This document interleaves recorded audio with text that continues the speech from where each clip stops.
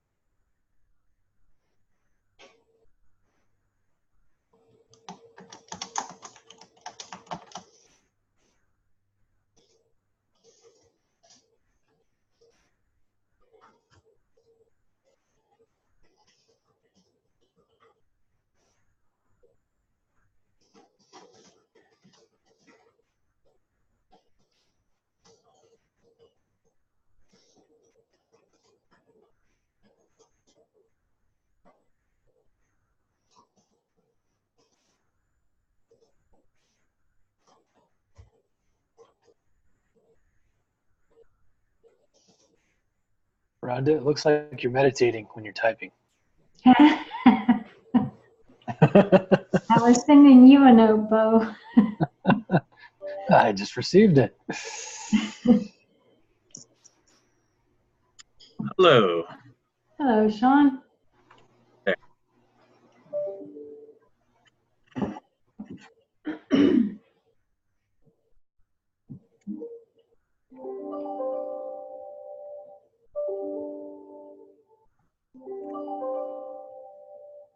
Okay, Bo, did you want to stay? Or do you want I will probably do a follow-up too. Okay, all right. Well, go ahead and drop off then, and I'll set up a time with you and Maria later. Okay. Well, you guys all have fun. Thanks. Talk soon. Bye. All right. Bye. Okay, so I think everybody's here. I wanted to first thank you all for joining us today. I'm hoping that we're able to provide you all the information that you need about the PMO and how this is going to work for you. As we go through this, please feel free to ask questions so that we make sure that we're addressing all your questions before you get into the system. Also keep in mind that this is new, and so it's not perfect, but we will continue to improve upon it. So any suggestions or recommendations that you have for us will be welcome.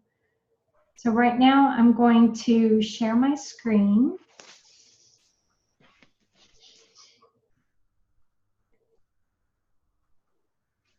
Okay, do you see the SharePoint site? Yes. Okay. So when you go into SharePoint and you click on, sorry about that, you click on Tools, you see something that says Project Management Office PMO. You click on there to get into the PMO. The first thing that brings you to is a navigational hub. And so it gives you links to all the different dashboards that we've created. It also provides you with all the forms that you need to use to create a new project. And then down here in the bottom section, we have all different other types of useful links and forms. So once you enter a form in here, you can't really get back to the form from here, but you can go into this, this link here that says your projects and goals, and it will take you back to a location where you can actually see the details of the form that you completed earlier. Like we also said, this is new, and so we know it's going to need some improvement. So we've also given you different ways that you can communicate with us. So if you have some ideas about how we can improve the process in the PMO, you would fill out this form. If you just have a general Smartsheet question, you would fill out this form, and what we hope to do is set up regular, maybe once a week meetings with people who have questions on how to use Smartsheets, and we can address all those questions at once. And then we also have a PMO help desk where if you're having problems with things not working exactly as you need them to, or something seems to be broken, you would send us a help desk request in here, and we'll take a look at what the problem is. The rest of these are useful links to other things. So this link here takes you to the YPO business plan, which is really the nuts and bolts of all the focus topics and SMART goals. This is actually located on the finance team SharePoint site. And this just takes you there to that. And then this link here takes you to all of the departmental financials, which is also stored on the finance team page. The branding tools, this will take you to the Connect, where you would be redirected to all the branding tools in case you needed to do a PowerPoint or a letterhead or something like that. And you can easily get to the branding tools from there. This will take you to Timely. This takes you to a video that shows you how to connect your Smart Sheets to Teams. And then these two here are trainings that are in Absorb that are specific around Agile training and Project Manager training. Right now, the single sign-on doesn't seem to be working when you go from these links, and so Absorb might ask you to log in. So it might actually be easier to just go directly into Absorb rather than using these links, but they're here if you want to try to get in that way. And then Smartsheet also offers all kinds of training for project management on the Smartsheets itself, all different kinds of wonderful training sessions that they offer. The first time you log into their Center of Excellence, it's going to ask you for an access code. So we've provided you with that access code, but this is a one-time thing. You enter it the first time, and after that it remembers that you have access to the Smartsheet training.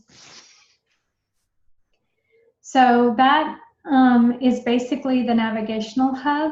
Before I go into the forms and walk you through that, I want to show you what some of these different dashboards do. So the master dashboard will reflect the status of all projects, regardless of what type of project it is, where these others are breaking down all the projects into smaller chunks. So if your project is a focus topic, it will show up here. If it's a SMART goal, which focus topics are also SMART goals, but there are many other SMART goals that are not focus topics. So all focus topics and SMART goals will show up under this dashboard. If it's a committee-specific goal, it will show up here. If it's a transformational initiative, which there's 10 of those, they're the multi-year initiatives, they would show up here. And then we also have the opportunity to use this for any type of project that you might have, even if it's not a formal project that has been identified by the organization, but you want to take advantage of the templates that we offer. You would go in and request a special projects, which would make it show up on this dashboard. So I'm going to go into the master. Special project, does everyone have access to it then, or no? Everybody has access to everything unless it's marked as confidential. So I'll walk you through that when we go through the forms. Okay. So on the master dashboard, it tells you how many active projects we have and what their status is. Anything that's been escalated would show up on this escalation report. It also gives the breakdown by the type of project it is. So we have the 4 strategic initiatives that all of our focus topics are aligned with, and then any other SMART goal, which might be an operational improvement or some other type of member activity, they would show up under here. This also tells you what the status is of all the projects. So if we initiate a project but it hasn't actually started yet, it would say not started. Otherwise it just shows that they're all in progress. And then below there is a list of all of the projects that roll up to the master dashboard. You can either get to the project plan of that project, or you can click here and go to the dashboard of that project. If you want to go back to the navigational hub, you just click on this YPO PMO link and it'll take you right back to the navigational hub. So all these other all these other dashboards look very similar to the master. It just is narrowed down by what type of project that you're working on. So when you're requesting to use the forms that we have created for you, you would first identify what kind of a project it is. So if it's a focus topic, you would enter it here. If it's a SMART goal that's not a focus topic, you would enter it here.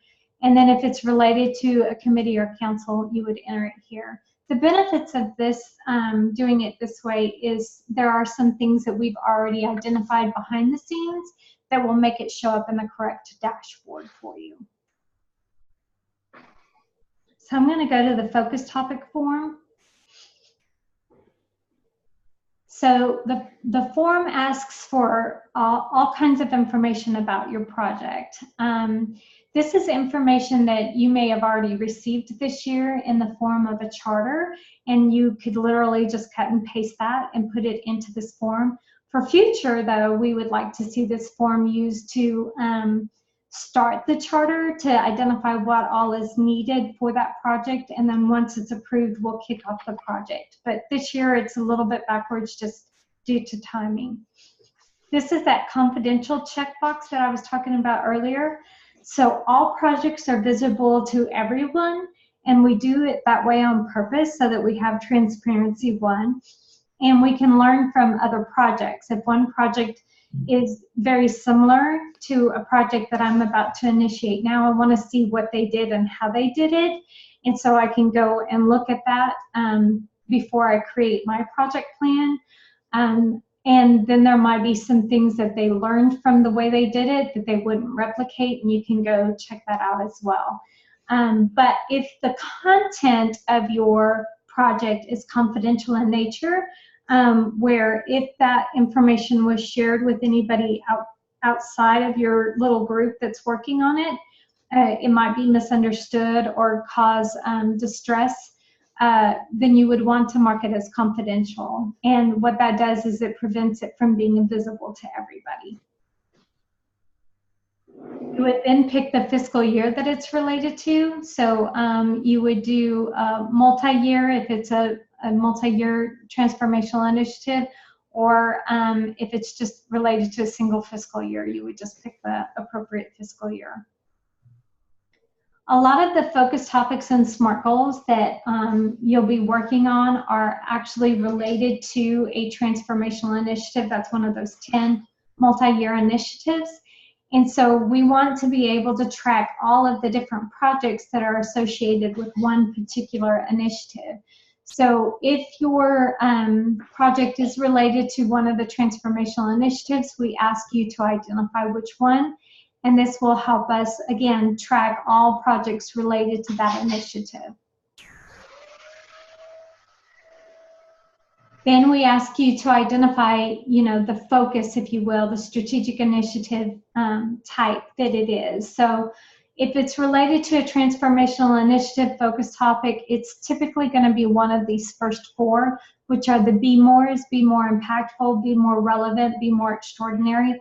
If yours is tied to a transformational initiative, then that transformational initiative has already been identified as one of those four. So you would want to make sure that your focus topic has the same strategic initiative as the transformational initiative that it's related to. But let's say it's a departmental goal that's been set up for you by your manager, or you and your manager came up with it, and it's going to improve operations, then you would select this operational.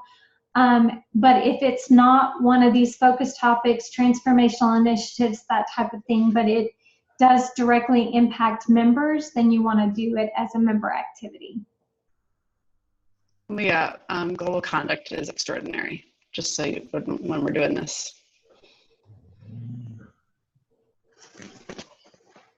Okay, and then the approved budget, it is a required field, but if your particular project does not have a budget associated with it, you just put in $0.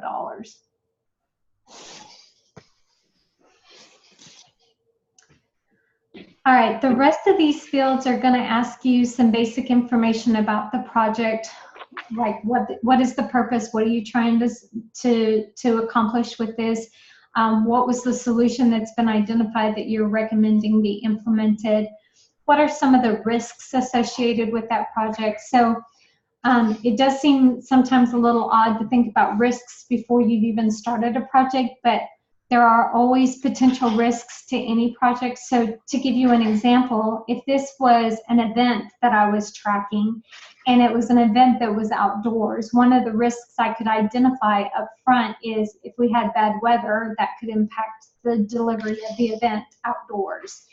And the purpose for identifying some of these risks up front is that you want to also be thinking about how you're going to mitigate that risk if it comes to pass, what you're going to do to prevent that from being a problem. And then you'll identify the success criteria, how you're going to measure the success of this project. Then we also ask for stakeholder groups. So thinking in terms of RACI, early on you might know the responsible and the accountable. You'll notice that the consulted and informed are not required fields. And in some cases, those might actually be more of a group rather than an individual. So if you know who your consulted and informed are and you know them by name, you can put them in here. Otherwise, if it's like an entire department or entire team, then we want you to identify them here.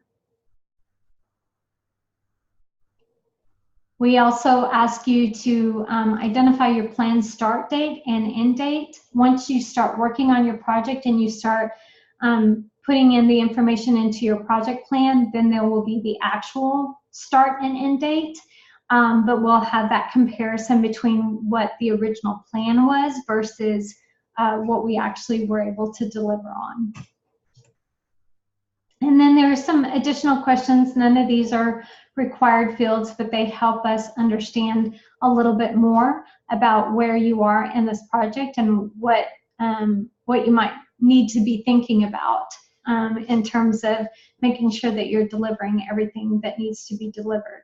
A perfect example of that is the digital platforms. So your project may not have a digital aspect to it, but if it does, we want you to identify what that is. This gives us an opportunity to compare this to the roadmap for digital to make sure that we're all aligned. So if you're working on this project that has to be delivered, but the digital component of that is not on the roadmap, then that's another issue or risk that needs to be addressed immediately. So when I started this form, I started it with the focus topics.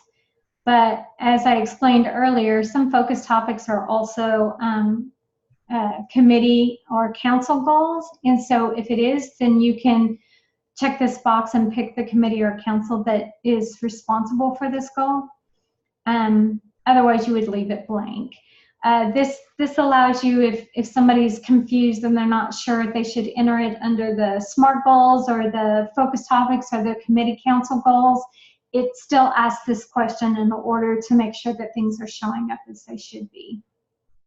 And then you've been given the opportunity to attach a document if you wanted to. So for example, if you've already got a charter that you're basically answering these questions on, you can store the original charter in here by attaching it. So any questions about this form? Okay, all the forms work the same way. They're just slight differences in the questions that are asked, but for the most part, they're the same. Okay, once you've completed the form and the project has been approved, then you can get to your project by clicking on any one of these dashboards to find it. So going back to the master dashboard, which has every single project in there, you could scroll down here to the bottom and find your project. So I'm going to go to the PMO test project, which is what we're using for the demo. So once your project has been approved and your whole package and kit has been rolled out, this is what it looks like. So you have your project name here, you have your current status that you will update on a regular basis. Here's some project summary information that comes from the form that you initially filled in. The original start and end date come from the form that you completed. The actual start and end date will come from your project plan. We have a financial section here, which we'll go over how you update that. It also gives you what percentage of completion you are and how you are on your task health. So all of this information comes from the project plan. And then it also lists out all of your milestones and what percentage of completion you are with that. And then it gives you some information on your RAID items. So RAID stands for Risk, Action, Issues, and Decisions. And we'll go over that form as well. You'll notice on this dashboard there are question marks throughout this. When you click on one of those question marks, it gives you information about that section so that you know what you need to be doing or how it gives some clarity on some of the information. So across the top here are all the different forms that are available to you. So we're going to start over here on the left and go through each of those. And so the first thing we're going to look at is the team roster. So when you initially completed your request form, you entered in your accountable and responsible, and those will show up here. And then you would have the ability to add additional team members who are assigned to this project and working on it. You would put in their names here and then what role they're playing on the team. You also have opportunity to put consulted and informed. These are internal consulted and informed. And then this bottom section is added to every project automatically. This is to bring awareness to governance, Marcom, and product management to say, hey, we have a new project out there. And this gives them an opportunity to come and investigate. So, for example, if this project is a committee project, then it needs to get on the committee calendars to make sure that there's regular updates on the project. And so this brings awareness to them that there is a committee project that needs to be given an update, and they will update your project plan to show you when you need to be ready to report out. This is intended to be a two-way communication. So if Krista or Becky say, okay, you're going to give an update in September, but that doesn't work for your project plan because that's not when you'll be ready, then you would communicate back to them and say, we need to postpone this. Or if you're ready sooner than they have you slotted and you need a decision quicker, you can also notify them that you need to get on the agenda sooner. Marcom, a lot of times there are marketing aspects related to these projects, and so this is bringing awareness to Marcom that there is a project out there that they need to be talking to directly. Right now we have it going to Brady. Of course, he's leaving, so we'll have to update that. But the idea is it would go to one person in Marcom, and either you or that one person in Marcom can update that. So if you have somebody in Marcom you're already working with, you just come in and change Brady's name to whoever that contact is. Otherwise, when Brady or whoever is going to replace him looks at this, they would then determine who on the marketing team needs to be involved in this project, and they will change the name themselves. And then the product management, this is really to make sure that there is alignment between what product management, digital services is working on versus your digital needs for this project. And then if you are working with external stakeholders, such as members or vendors, you would want to list them down here. Now, this is just giving you some examples. It says informed, but you would update it for whatever role they're playing, whether that's informed, consulted, or a team member. And then you would put in their actual name here, and then what role they're playing on this project. So any questions on this part of it? Okay. So at the top of each one of these sheets, there are links to other sheets. I am going to go back to the dashboard every time just so you can see the links across the dashboard, but you can get to the other elements from clicking on each of these. So next I'm going to take you to the charter. So what this is it's really just a pretty view of the form that you completed so that you could print it out and give it to somebody if you needed to. The information comes straight from the form that you've completed. If any of this needs to be updated, there's a couple of ways that you can update the information, which I'll go over that in just a minute.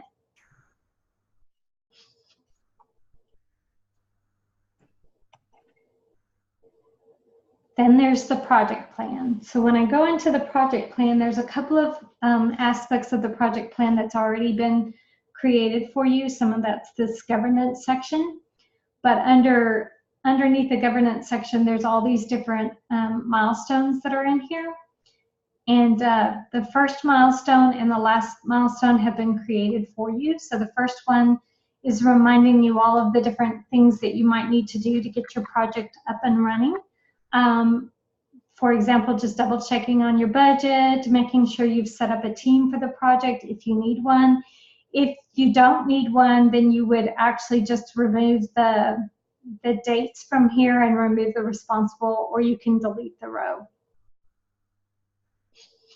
So that's the first milestone, which is the project planning. After that, you are given some generic milestones here, which you would then go in and change the name of that milestone. So this originally said milestone number 2. I changed it to update the name. I'm going to change it again to say change the name. And then that will be what will reflect on your dashboard as the milestone rather than it just being a number. And then you would list all the tasks underneath that milestone that will get you to completing that first step in the project. This column here is automated. It's based off of the percentage completion and the end date. So everything starts off as green, but if you are not 100% complete and the end date is in the past, it will be red. If it's not 100% complete, just partially complete, and the end date is approaching quickly, then it will be yellow. It's just letting you know that you need to stay on top of that. If you need to add additional tasks, you can do that 2 ways. One is to click here on the edge and right click and then say insert above or below. Another way to do it is there is this little icon here that says insert a row. And when you click on that, it automatically inserts the row. If you want to delete, you can just right click again and delete it.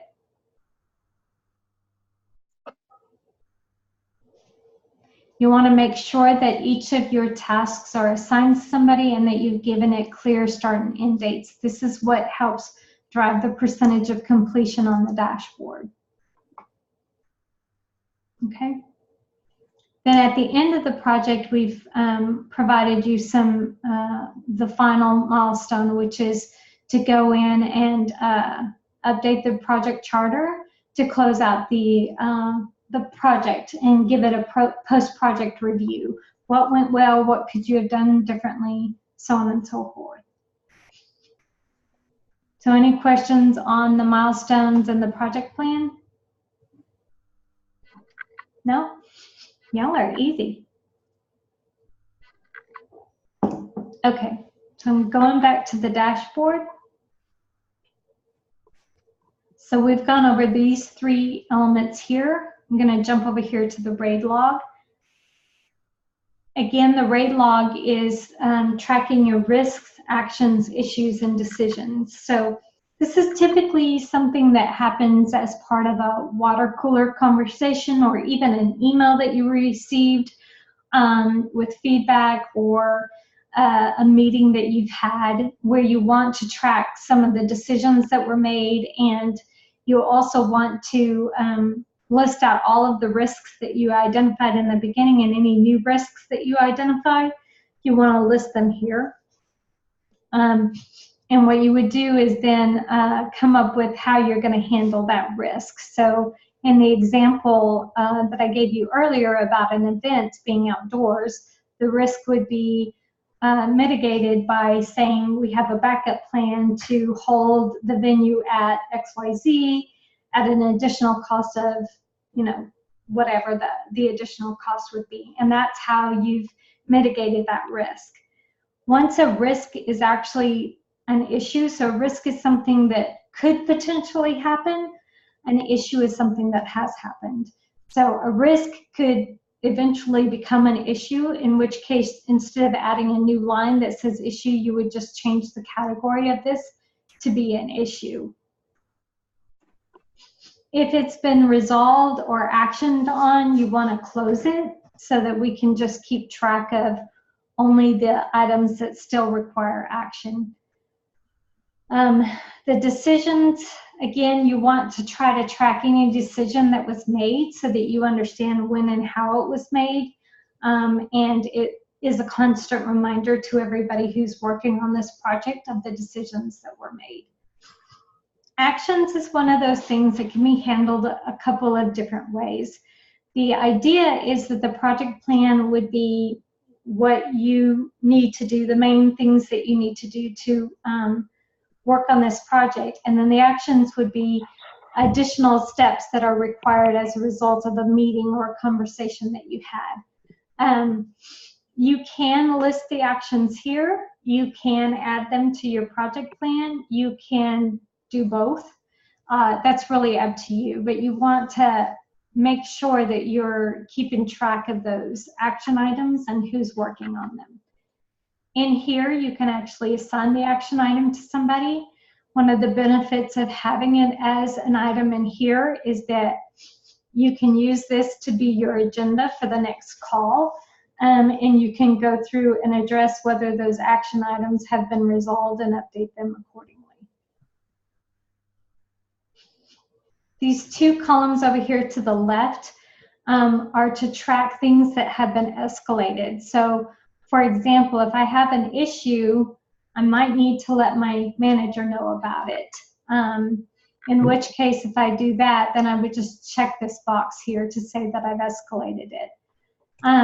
That does not actually take any action. It does not notify your manager or anything. It's just something that keeps a tally so you don't have to remember, did I tell my manager about that or not? You mark it as flagged when you have notified your manager. Let's say that your manager feels like the issue is big enough it needs to be escalated further to maybe Scott or someone else. Then you can check this box as well that shows that it's been escalated 2 levels. Again, it does not take any action. It's just something to keep track of what's been escalated and what hasn't. Okay. Any questions on this? No? All right. Going back to the dashboard. Maybe.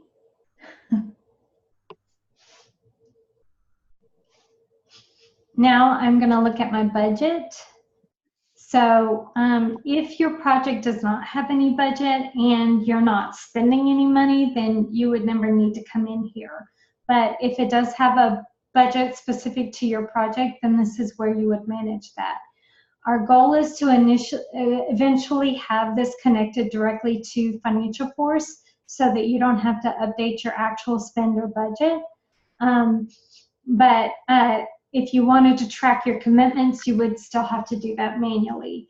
So to explain the purpose of the commitments, let's say that you have a budget of $100,000 and you just signed a contract for $50,000, but nothing's been paid on it. You don't want your budget status to say that you haven't spent any money. You want to clearly identify that half of your funds have already been allocated out, in which case you would just add a line here to put in the amount and what it's for, and then that would show up on your dashboard. The important thing about the commitments, though, is as you are spending it, you're going to want to come in here and adjust the commitments down so it's not reflected twice. Those numbers is what populates this section down here. So as you can see in this particular test project, We had $4 on our budget. We've spent $1 already, but we already have $11 in outstanding commitments, so we are over budget. So this gives you a nice visual of where you stand on your budget. It could also be an indication to you if you have commitments in there that have also already been spent, and you might want to update that. Then the last section is the status update. So before I go into there, the status update is what updates this section that identifies how healthy your project is.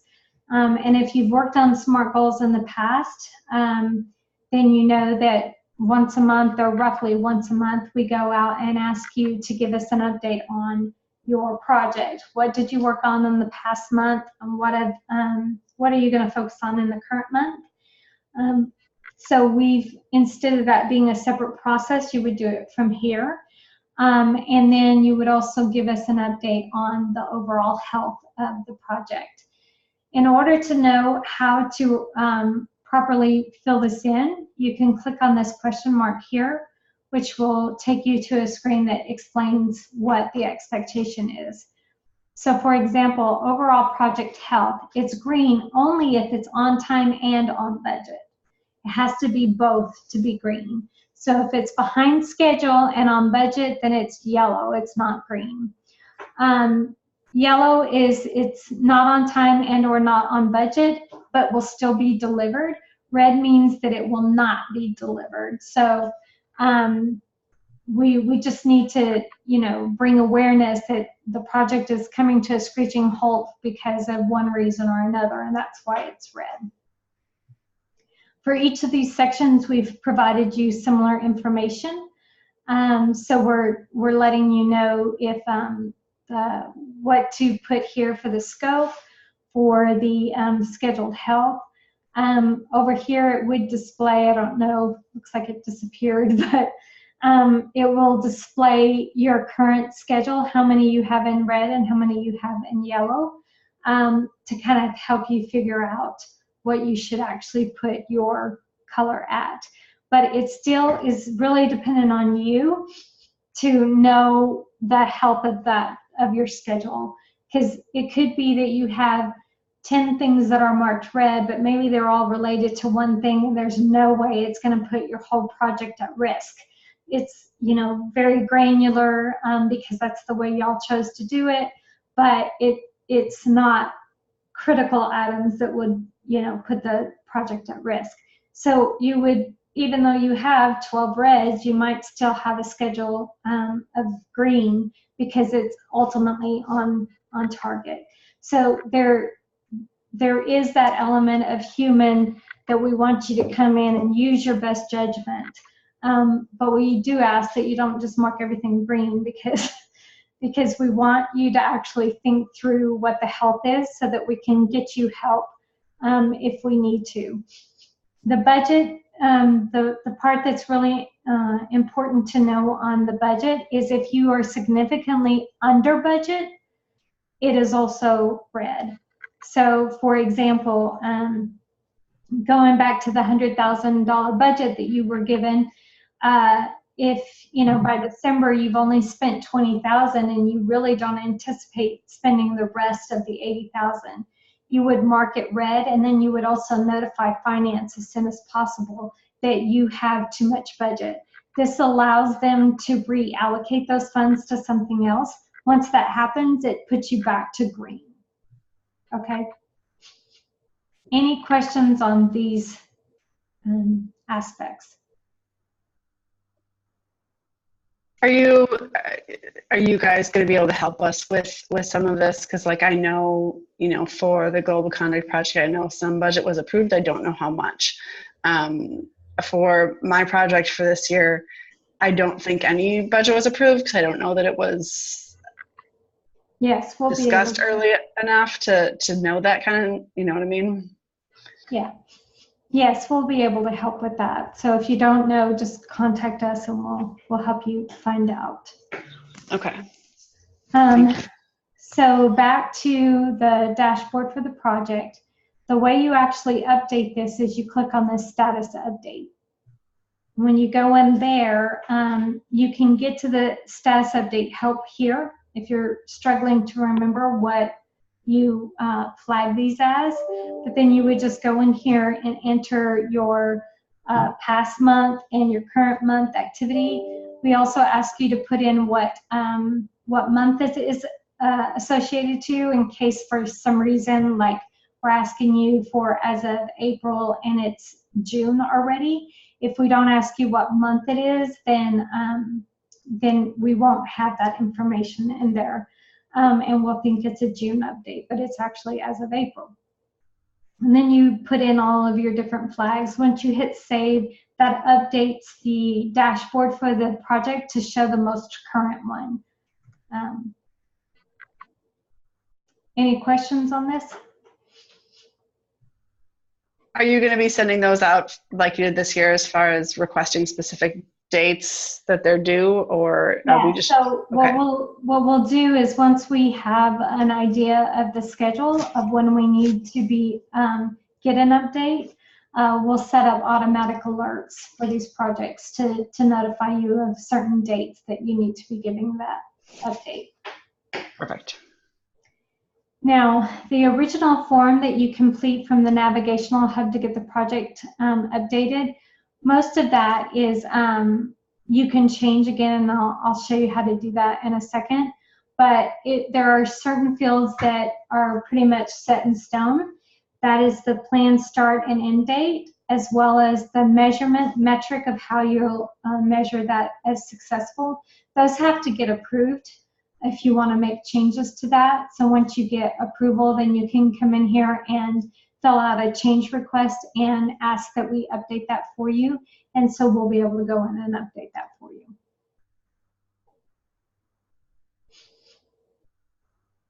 So going back to the Navigational Hub, down here you could click on your projects and goals. And this takes you to a different view where you can see all of your projects that you're responsible for or accountable for, or even projects that you submitted. So if they were ones that you submitted for approval, they would show up here. Click on any one of those and you can come in here and see what was originally entered. And this is where you could update some information if you need it to show up on the charter correctly. But again, the 3 fields that you can't update are the milestones, the success criteria, and then planned start and end date. And then the same goes for responsible and accountable. So if you just want to see all of the projects that you're accountable for, you can see them listed here. Okay. All right. So go back to the Navigational Hub. So that's pretty much it. This is what it looks like. And so we're asking you to go in and first identify what kind of a project that you're working on and fill in the appropriate form. And then if you have a team site, which I'm going to get Sean here in a minute to share his screen and show you how this would work. But you can click on this icon here and it'll take you to a location that shows you a video on how you can add smart sheets to your teams, so that you don't always have to go to the Navigational Hub to the master dashboard to then get to your project. You can get to it straight from Teams. So I'm going to stop sharing and let Sean share now. All right.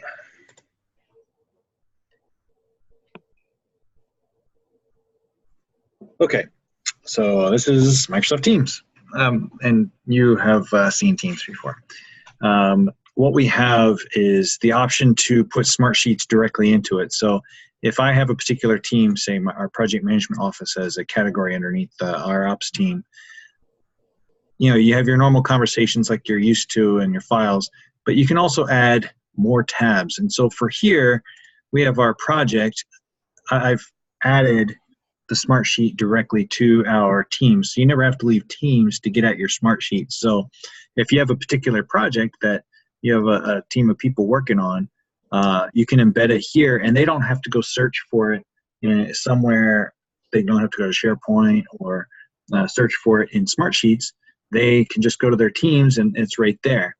And then throughout the week, as they're working on things, if they have any actions or questions or things to add to the, say if you're having a weekly call or something like that, they can just go right here to the RAID log and go down to the bottom and add in directly from Teams.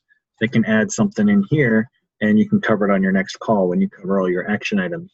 So you can go through your RAID log and cover your action items on your next call. And your team didn't have to wait until the call to come up with items. They can keep adding them here, and perhaps you could even answer them before your call or on the call. You've got your agenda right here. So and you can edit directly from Teams, or if you click these links at the top of the dashboard, if you've got your dashboard shared here, it'll take you all the way into Smartsheets. So you didn't have to go search for it. You can go right into Smartsheets and you're in. So it's something that helps make it easy on the integration. Additionally, if you don't like receiving emails from Smartsheets and instead you want to receive a Teams message, you can configure your Teams to be the location of your updates. So I get all my updates in Teams. So every time something happens, it just pops into Teams, and I can look back at all my notifications that I've received from Smartsheets. So it all pops up in here. So that's essentially the Teams integration, and it makes it easier to work with a team that needs access to your Smartsheet. That's about it. Okay. Any other questions? No? Okay. Well, that's all we've got to share with you. Just when you're ready, go in and enter your projects into the sheets. If you're having trouble or you're getting confused while you're doing it, just feel free to reach out to any one of the three of us. I didn't introduce you to Kevin at the beginning of the call, but Kevin is a new project manager working with us on the operations side, and so he'll be helping to support the PMO. So you can reach out to any one of the three of us if you need help or have questions. Okay. All right. Well, thank you guys so much. Thank you. Bye-bye. Take care.